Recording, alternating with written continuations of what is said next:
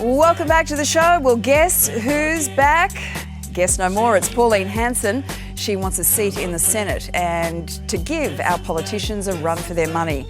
And according to the Courier Mail, she's got a very good chance of that happening. Time now for the Mixed Grill with Shell Shock Media's Shelley Horton and 9 News presenter and 2GB host Ben Fordham. Good morning. Morning, Lisa. Morning. How are we? Very well. We are collectively well. But individually, Shelley, are we ready for a Pauline Hanson return? Look, I think now that Clive Palmer said that he's not going to run, that we need someone who's got that cup full of crazy that is going to create headlines. They're not going to make a huge impact. They're going to just cause a bit of a kerfuffle. I don't agree with her policies. I think it's dangerous to have someone who's anti-immigration. I think that that is not what this country needs. But at the same time, I got to admire her tenaciousness. Like, she is a dog with a bone, and it has been 20 years, so I'm happy for her to come back and argue herself blue in the face. In fact, Ben, this is her 10th go at returning to Parliament. She's got a huge following, there's no doubting that. So she's got a huge following. How come in 10 goes she still hasn't got there? Well, I mean, she has. She was in our Parliament originally, right? She's had many goes. She almost got in a couple of years ago, I think, in Queensland, just missed out. But the point here is that when your main Conservative party in any situation veers to the left a little bit, and we've seen that with the major parties where the Labor Party's become a little bit like the Liberal Party and the Liberal Party's become a little bit like the Labor Party. When they both morph into each other, it creates an opportunity for someone else to come out. Either the Greens have seized the far left and there's a blank space on the far right. So that's why someone like Pauline Hanson, I think she is going to get back into Parliament this time around. I think she is going to find herself a seat in the Senate. Carl and I spoke to her about half an hour ago, and when you listen to the things that she was not happy about, they did sound a lot like what Clive Palmer was saying before the last election. And well, you become the anti-politician a lightning rod. And whatever's going on, I mean, you can't necessarily design these things from the get-go. These things pop up along the way. For example, at the moment, the Coalition is in massive strife over its changes to superannuation. So Pauline Hanson would be mad not to say, listen, I'm going to oppose those superannuation changes, because there'll be people on the Conservative side of politics who will say, well, stuff the Coalition, I'm not going to give my Senate vote to them. I'm going to go with Pauline Hanson because maybe she'll use her influence in the Senate to kick those superannuation changes out. Yeah. And she knows the trigger points. Like, she mentioned the dairy farmers, she mentions potato farmers. Like, so she actually is clever in that she jumps on the bandwagon that is actually trigger points at the moment. All right, moving on.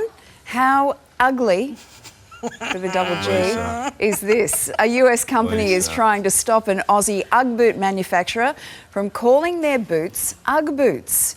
Ben, this is outrageous. This is absolute bullying by a huge American corporation that doesn't even make their Ugg boots. They call them Uggs Australia is the trademark. They're made in China.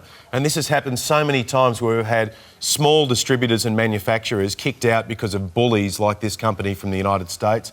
Not so long ago, there was a place, you know, the Hog's Breath Cafe. They came out and said, look, there was a little takeaway shop on the central coast of New South Wales called Hoggies, right, that made bacon egg rolls. Nothing like Hog's Breath Cafe, which does steaks and chips and things like that. They ran them out of business because they've got a similar name to them. How desperate do you have to be to pick on a little guy like that, like these guys do? I completely disagree. What? I say they own the trademark. They actually have a trademark. They have no problem with this company trading in Australia. They've made that very clear. It's only if it's going to the US.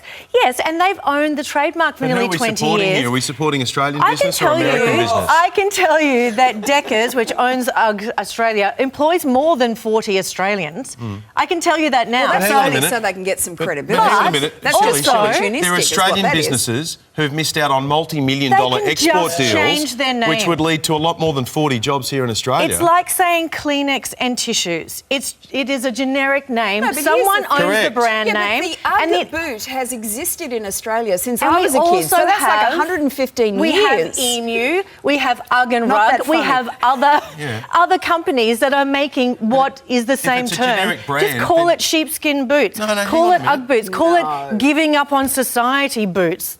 Bogan boots. Are you not an Ugg boot fan? I am not an Ugg boot fan. And the difference is, in America, it is high-end luxury. How did you get on this show? Rosie Huntington-Whiteley is one of their spokespeople. Sarah Jessica Parker is an ambassador for them. So they're protecting that brand. Our Ugg boot brand in Australia is very, very different. So I think you're comparing apples and oranges. They're Ugg boots. They are Australian. Yeah. It's the word that we've always used So for the use great the word, sheepskin but slipper. don't have it as a trademark. Can they trademark the word boomerang? I don't see why not. Oh, well, Yeah, there you that's go. it. There you go.